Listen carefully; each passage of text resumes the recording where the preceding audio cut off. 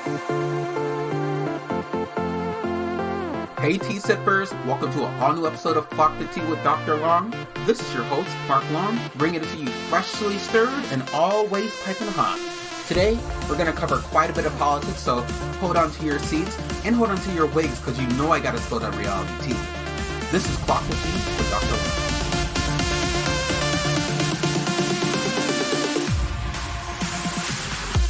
Hi tea sippers, it's time to dive right into some politics. So let's start with what's happening right now. So the Department of Justice has had mass resignations, and this has actually happened as a response from what happened with the shooting in Minneapolis, the killing of Renee Good. So what triggered these resignations is at least six senior prosecutors, most of them supervisors within a department itself or within a division in a criminal section, resigned after they were told that they were not allowed to investigate the ICE killing of Renee Nicole Good in Minneapolis, as USA Today reports. There's also some reports from Bloomberg stating that there are some prosecutors who historically handled some of these misconduct cases, including the federal prosecutions tied to the murder of George Floyd, which happened obviously during the pandemic. And prosecutors had volunteered to drop all other work to take on this good case, but the Assistant Attorney General Harmeet Dillon, I believe, a Trump appointee, obviously, explicitly barred them from opening some kind of civil rights probe, and the decision, which contradicted obviously decades of DOJ stuff and shootings by federal law enforcement, which is often normally reviewed by the Civil Rights Division, is now not happening. And typically these situations get reviewed if there's potential excessive force or if there's any kind of a homicide involved. And let's talk about why this is unprecedented. So the staff described the move as a politicization crisis, with some saying that the division is being used in a way to advance the president's agenda rather than enforcing the actual civil rights law here. And people are also pointing at the incident, noting that there are two people involved in the shooting or in the incident that are clearly in question by the Department of Justice, which is Renee Good, who was murdered, and her partner at the time, who was also on the scene. So what they're also saying is that this could have been an LGBTQ plus hate crime that is being swept under the rug. Due to the trigger from the police officer having had incidences with cars before or with transportation, and now that he lashed out at these two individuals due to his trigger and not being able to do his job without any kind of impeding force, as they were saying. But the ICE agent who killed Good, Jonathan Ross, had a prior incident, right? So we talked about him being dragged in the car, and then we also talked about the fact that they're trying to link this prior incident to what's happening right now.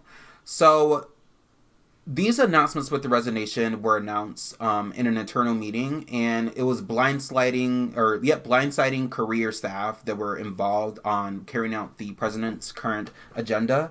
So we'll see how this unfolds for people, and let's keep our eyes very glued to all the matter involved here. I know over the weekend there was massive protests that broke out, and there were quite a bit of disturbing videos that were caught. But most importantly, CBS News obtained and released a body-held cell phone footage of the recorded incident by ICE and the shooting of Renee Good. Now, in this video, they're trying to say that it's looking like she's going to ram her car into the ICE agent because it's looking at it from the ICE agent's point of view, when in fact, the video is described as disturbing, which captures Renee's last statements of, "I'm not trying to harm you," or "I don't have anything against you," or whatever she said to the ICE agent, and then him shooting her 3 times and calling her a fucking bitch. Now, we're going to stay very glued to that because the scope of the protests that erupted across Minneapolis didn't just stay in Minneapolis. We know that there's protests in New York City, LA. We saw a few more around in the Midwest, and definitely in places like Atlanta and things like that. But there wasn't too much of a disturbance in these places, especially in the South, because there was a lot of red states that are getting misinformation, obviously from the government and obviously from where they get their information from. Demonstrators gathered outside. So they were gathering outside hotel housing federal agents, federal buildings. They were outside of ICE field offices. And Minneapolis police detained, incited, and released around 30 protesters during this weekend's actions.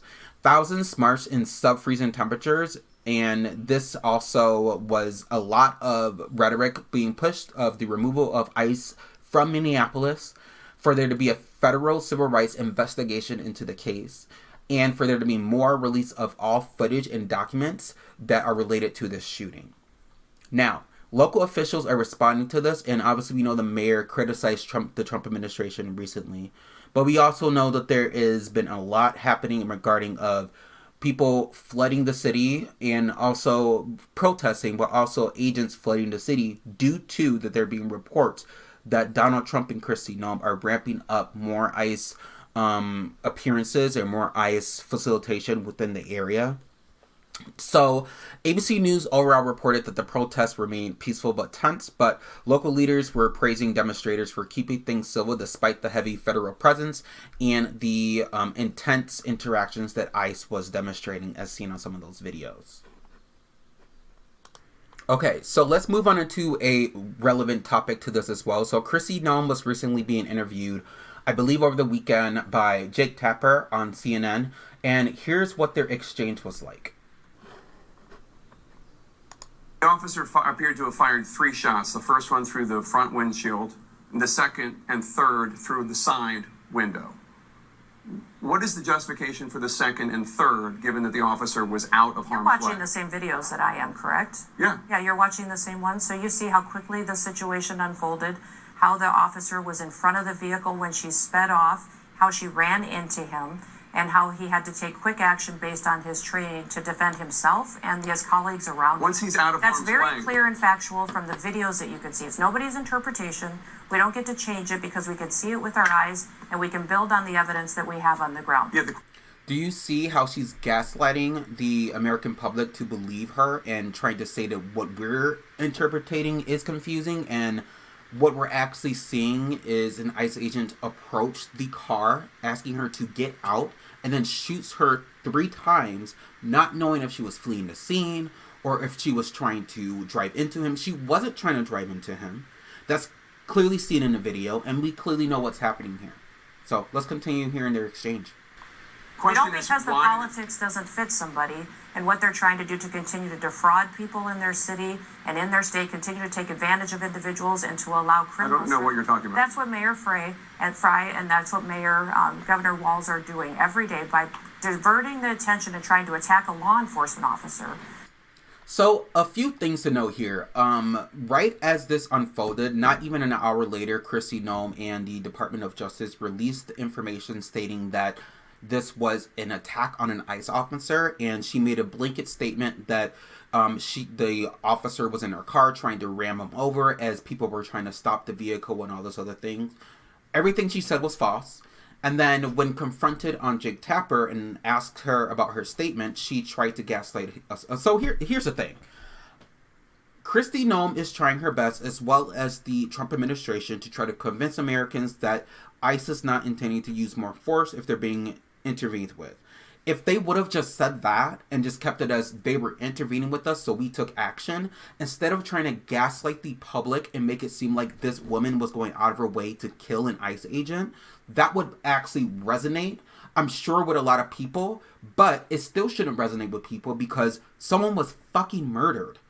And as she said that we're not allowed to give a different description of what happened, neither is she. But here she is in her position of how we're doing that. Now, I believe that Kristi Noem is actually a domestic terrorist because a lot of mainstream outlets don't use that label and they're afraid to use that label. But let me tell you why I think that.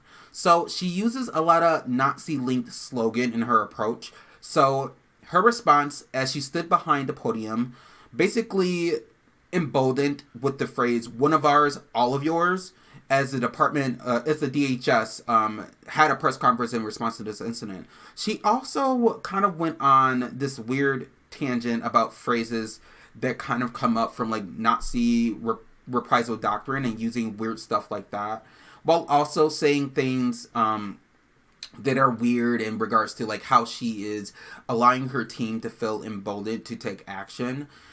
This slogan is also a whistle to like a hallmark of authoritarian regimes. Noem, also personally joined the ICE raids in this tactical gear a while ago, with trying to look like this ICE princess. And House Democratic leader Hakeem Jeffries said that she was completely and totally unqualified, but I don't really pay too much attention to things he has to say. And I will say that Kristi Noem has definitely approached this in a way where the base is going to line up behind the president and her and support this completely false narrative on how they're trying to protect Americans when in fact an American was actually murdered. Now, if there is going to be more ICE presence, I think that a lot of people need to be more aware about what's happening and less aware of the nature of villainizing people for protesting and being against the force push out of people who are American citizens and actually not committing crimes. But anyway, I want to go into a few statistics related to ICE funding because I think we need to talk about that. So let's go into and get like a bigger breakdown. So ICE's fiscal year budget is actually $28.7 billion, which is triple its 2024 funding. And over the next 3 years, it's projected that they are going to at least grow, I believe, to around $57 billion, $58 billion, bringing the total of enforcement spendings to levels comparable to like mid-sized national militaries, which is quite interesting given this is going to be like basically a new department, additional to the police, additional to the military, that's going to be patrolling our streets in America, specifically a lot of blue states with a lot of metropolitan cities. So Consumer Affairs also notes that ICE funding is now ranks as 14th largest military budget in the world between the UK and Israel.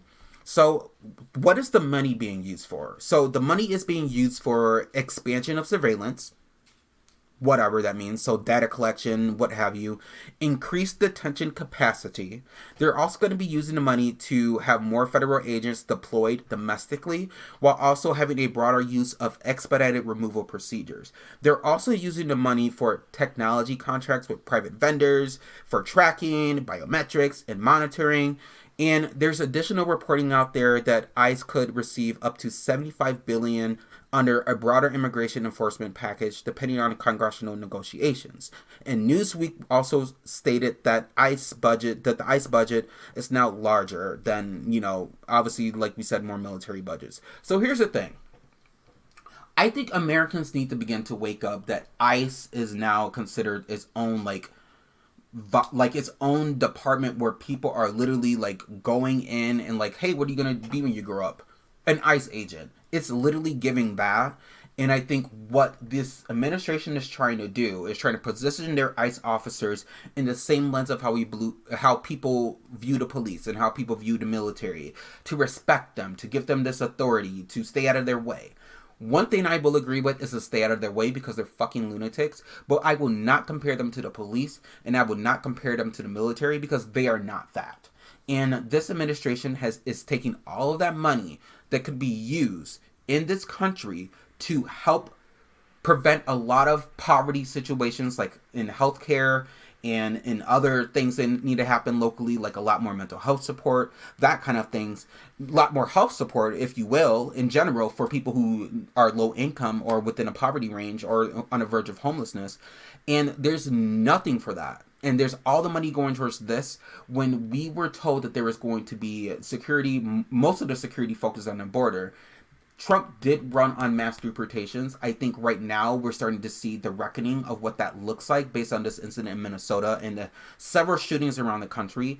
And I want everybody to pay close attention to what's happening in this shift in how our country is trying to look at themselves domestically based on what the Trump administration is trying to insinuate.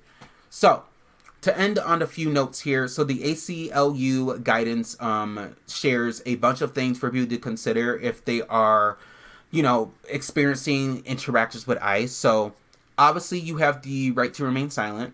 You do not have to answer questions about immigration status, your birthplace, how you enter the country. You do not owe anyone an explanation for that.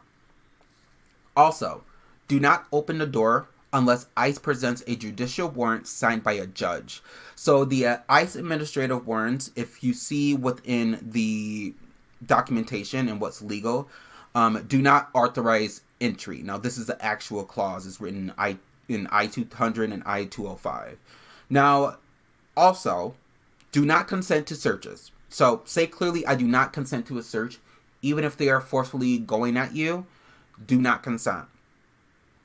Do not sign anything without speaking to a lawyer, especially documents about voluntary departure or immigration status.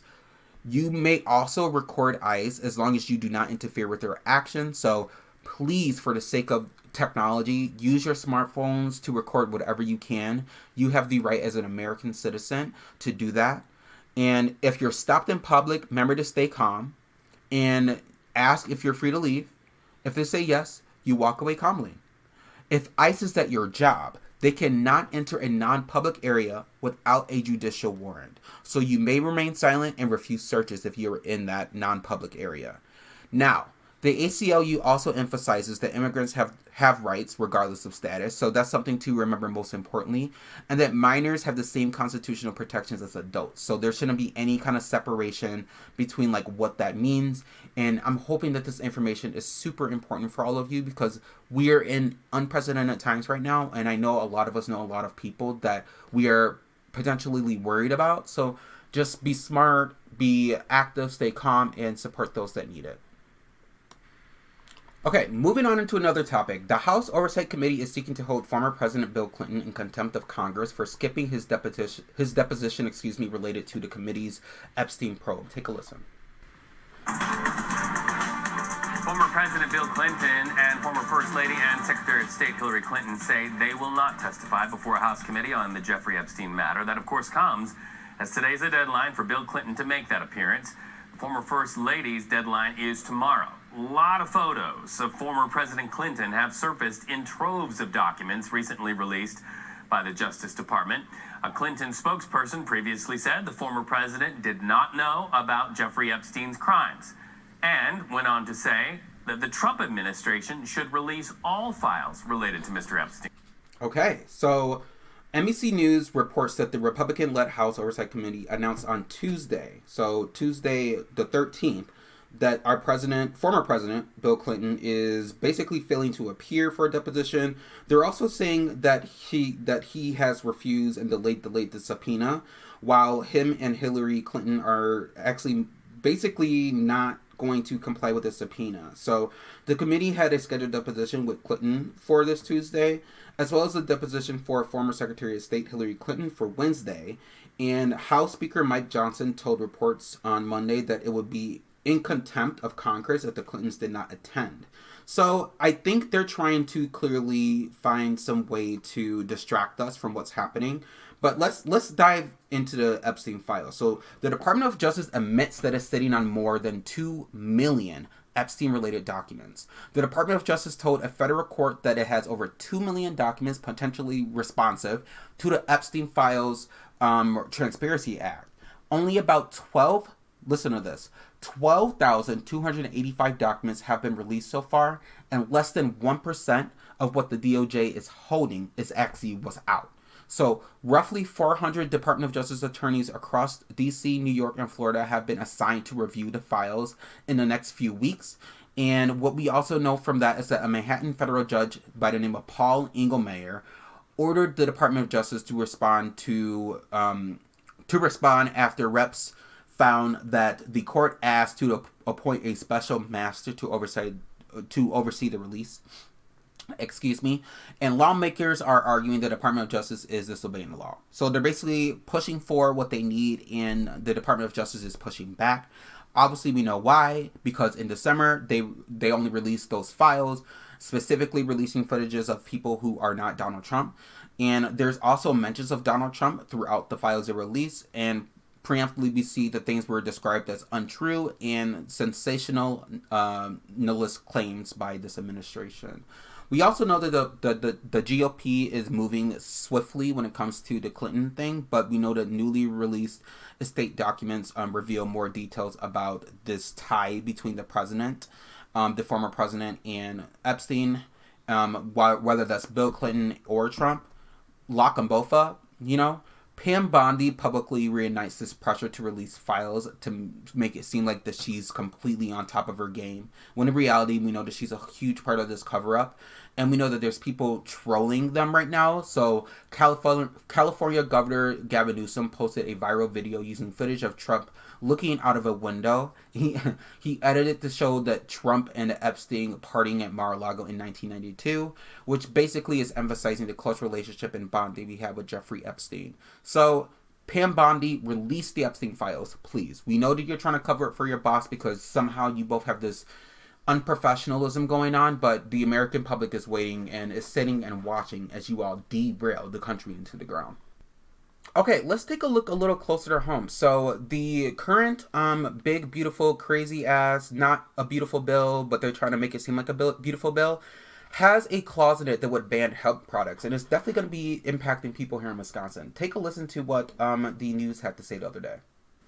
The spending bill to end the government shutdown includes an unusual add-on, a ban on hemp-based THC products. 12 News has done numerous stories about the booming popularity of those products legalized in 2018, including some THC drinks.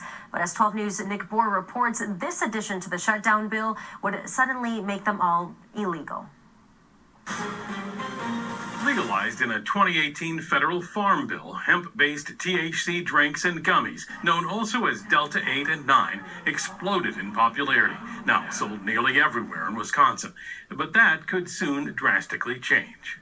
To just shutter it in a year would be devastating. Matt Swanson talked with 12 News in February about his business Drinkin' Buds, when sales of their canned THC cocktails were closing in on 1 million cans a year. But language inserted this week into the bill ending the government shutdown would outlaw the hemp-based products like his nationwide. So, yeah, let's dive into that more. So, according to WPR and according to WISN News, basically the Senate's shutdown ending bill includes a clause that would outlaw most hemp-derived THC products, including Delta 8, hemp-derived Delta 8 THC, THC beverages, which got really popular over the past 4 years, and then THC vapes and THC gummies. And this was all kind of tucked into the resolution within the bill. And this matters because Wisconsin does not have a legal recreational cannabis law. So hemp-derived THC products have become the only legal way Wisconsinites can access psychoactive cannabis. And this bill is basically going to be continuing on from the 2018 Farm Bill that allowed hemp products with less than 0.3% Delta 9 THC by dry weight to be legally sold here, especially if they're including products by using Delta 8, which is a different cannabinoid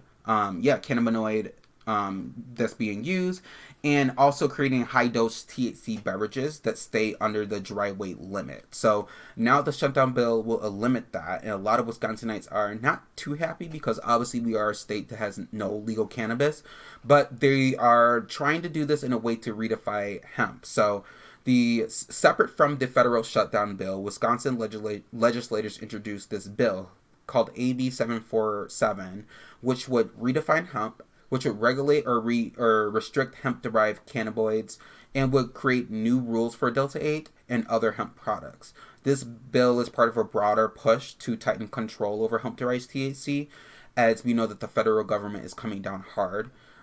So another Wisconsin proposal basically that would allow the prohibit of intoxicating hemp-derived cannabinoids is basically being argued that products are too unregulated and minors have access to them.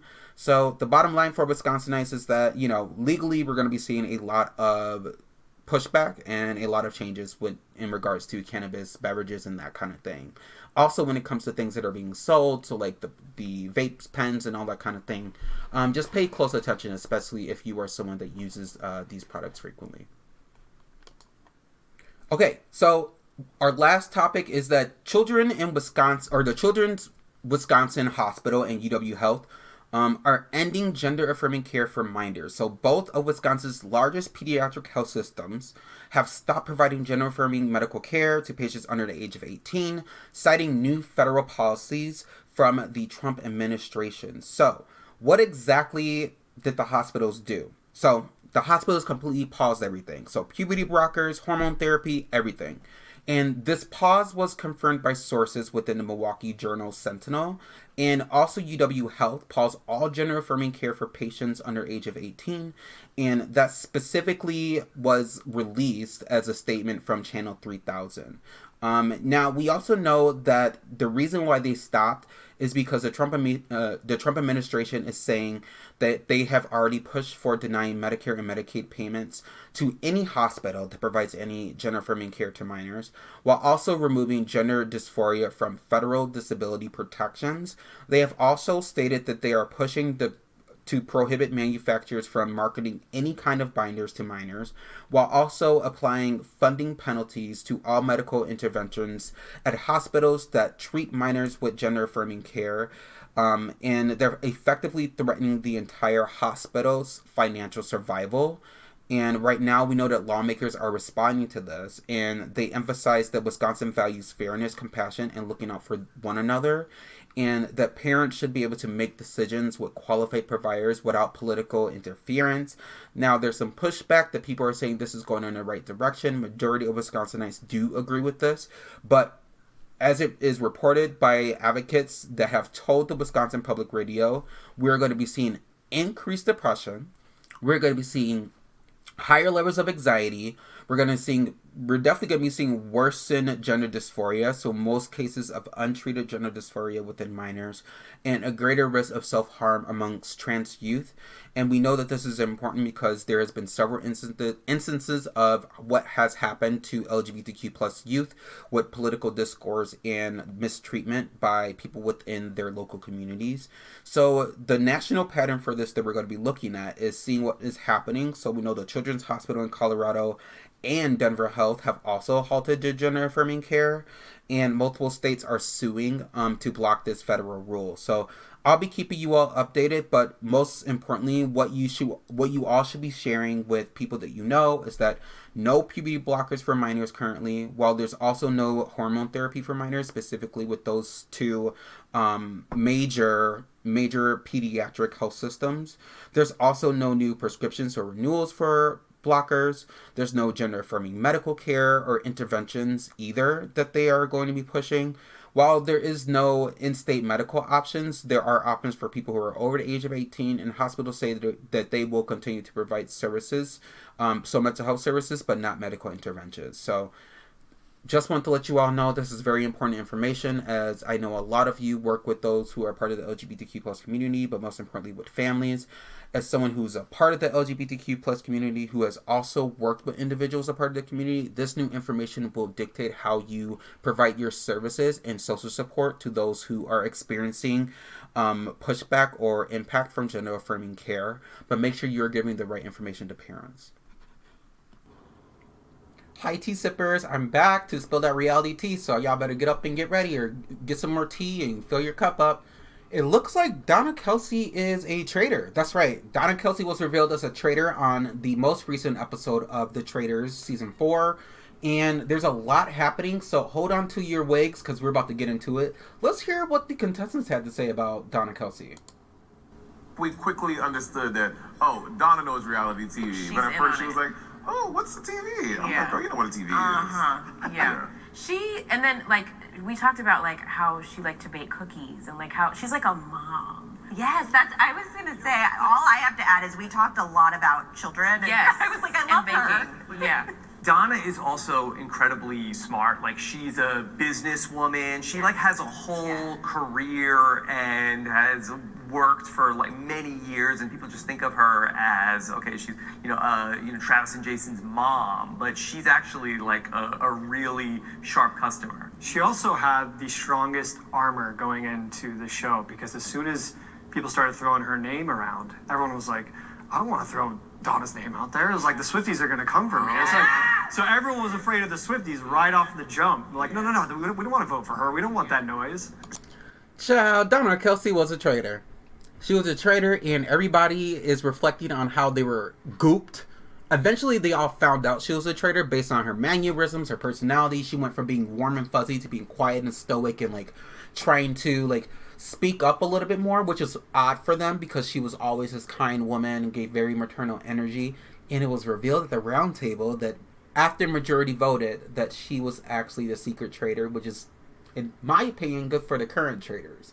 Now, Swifties, hold on to your wigs because I know y'all are a little bit pressed, but I'm sure we'll hear from Taylor's future mother-in-law soon. But focusing on this season of The Traitors, Candace, Rob, and Lisa Rinna are killing the game. It is so fun to watch their chemistry together, but most importantly, it's so fun to kind of watch how everything's unfolding this competition. There's a lot of twists and turns, and things are kind of set up differently. They had a round table at one point before they had a mission. I know they did that before, but they kind of started earlier in the season doing that than they usually do. So they kind of have to go off facts of what they had already just by getting to know everyone in the castle. Now, what I'm expecting is that there's going to be more tension that might build up, not necessarily between the traitors, but amongst the cast, especially amongst Michael Rapaport, who is absolutely a mess. Take a listen to this. The internet is reacting to Michael Rapaport in a way that I feel like Housewives fans have reacted to him over the years. So, like, what do you make of his presence in the castle, but also the reaction? To be honest, I know that I knew coming into the castle that he had a big personality. He happened to like me a bit online and be all right with me. But my experience of him in the castle was awful. He is a horrible person. He is the type of person to use someone's love or their kindness against them. And I just think there's a certain way to play the game. I mean, at the end of the day, it is just a game, right? The internet. Damn, Portia? That was her on an interview, I believe. And it's just crazy that, like, it's so interesting that he wants his 5 minutes of fame so bad that he goes onto the show. He's acting like he's a super housewife fan. I guess he is, but he's also has this big personality that rubs people the wrong way. Feels quite exposed amongst the cast. I mean, there's comments that Portia made about production have to cut out a lot of his behavior and his antics at the round table because he would go overboard and start crying and, like, just be conniving and weird. So I can't wait to see Yam Yam get him together, and I most definitely can't wait to see Candace carry that ass. Because Michael Rapaport is absolutely diabolical. One, to watch, but two, on the show as a faithful. What kind of faithful is that? Like, how are you a faithful and disliked by most of the faithfuls? This season of The Traitors is going to be something else. I think we're just getting on the edge of our seats because of all the personalities in those first 3 episodes. I think we're getting 2 more this week. So, and then I think we'll get 2 more next week, and then they'll start rolling the episodes out one by one as we get, like, a smaller group of people. Loving it so far. Child, it's heating up in Real Housewives of Potomac, so let's go ahead and shift gears and talk about that. Listen to these ladies talk about their experience after leaving Angel's house. What a morning. Girl, have you got any texts or anything from Angel or anybody? Nobody's checking on us. Nobody cares. The only person who had some water was Stacy. She was rationing it out. I was like, hey, Stacy, girl, you sleep good. I want to wash my ass. We start YouTubing how we can fix the water. Turns out it was like some electricity, risk of shock and shit. When you put your hand in there. Stacy was like, I'll go down. We're like, Stacy, no, you won't. And then finally, the chef came, and the chef went down and turned on the water, and then we finally had water. Child. So the girls didn't have water at their house, right? So Angel put the girls, some of the ladies, I believe 6 of the ladies, in a separate home, and only invited Tia and Kay to her house for an overnight. So let's take a look at this. So at the house right now, which is, mind you, is about an hour and a half away from their current, where Angel lives, where the current party was at her house, or the welcome party, whatever it was, which her house is absolutely gorgeous. She did that. Now, I will say that, but we'll get to that in a minute. The ladies would talk about how scary it was, the drive back, and how dark it was. As terrible as that is, it's very humorous to see housewives have to go through this craziness of this awful beginning to their trip. And I will say that water is a basic need, and I don't think that falls on Angel. But these ladies are not feeling it. So at the house is Jassy, Ashley, Giselle, Monique, Wendy, and Stacy. And you already know that that is a disaster. First of all, those 6 big personalities in a home without water, deserted, away from people, I think was a little bit intentional, even if Angel doesn't want to admit that. I don't think the not having water thing was intentional. I think having them stay far away from her, where she is in Colorado, and having to do that long-ass drive at night in the wilderness is crazy. Listen, the ladies are not here for it, and I think one of them found a solution. after she had to describe the girls how she had to actually, deal with the whole circumstance, let's take a listen to see what happened. So I've decided I've taken over. I'm finding us some accommodations. Okay, thank you. Because this right here is some foolishness. Morning. That is a cute skirt. How are we feeling? We're griping. I'm really just trying to be positive, but it has been a rough morning. Is she trying to off us? Why does she banish us into the woods? Stacy is just not here for it. Again, another great episode. I think Angel is off to a great start in terms of redeeming her potential to return another season. Now I don't care if she comes back. If this is what she's bringing, this stale blah blah blah weirdo, like I'm this and I'm that and you ladies are over there and la la la la. I like that. I think that's very housewife. What I don't like is Monique coming in here and being predictable. Monique, I don't want you to be predictable, girl. Don't come in here projecting onto Angel because that just makes you look crazy. So Monique is in the car on the way to Angel's house the night before. And she's basically saying that she sees a lot of what she went through in her marriage with Chris between Angel and Bobby. And honestly, I don't even think their relationship is comparable. I think Monique is stretching a little bit.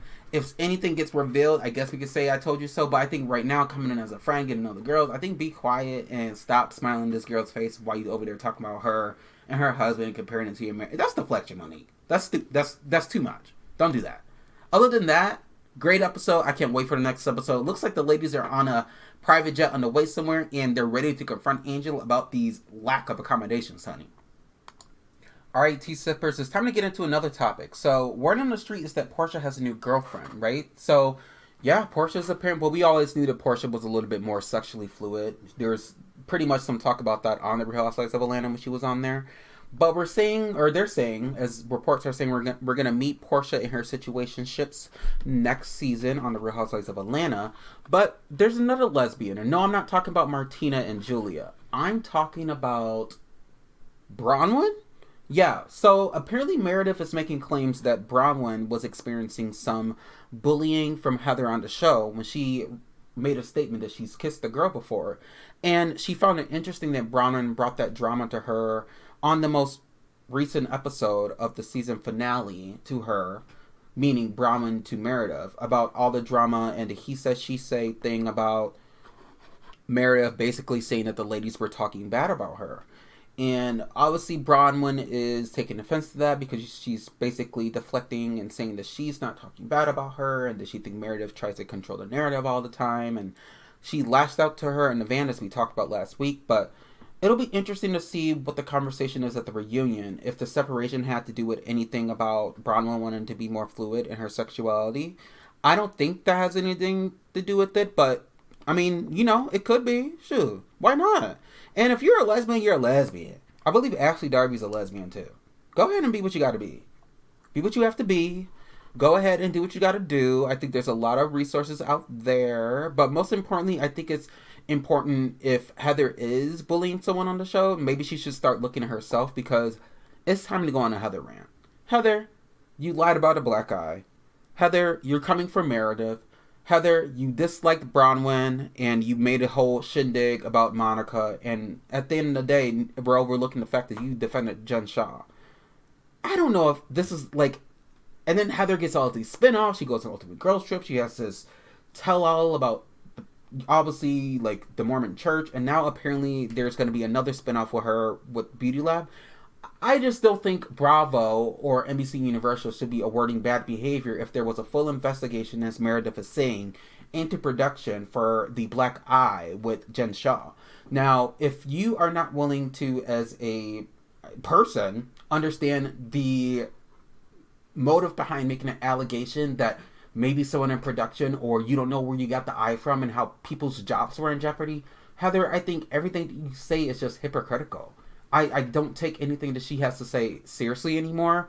It kind of adjusted me with her a little bit, and I will say this season I'm starting to see more of the Heather that I realize she changed away from personality-wise, which is good, but at the same time I feel like these are some unnecessary attacks. And I understand, like, maybe her and Whitney are just, defending Brittany.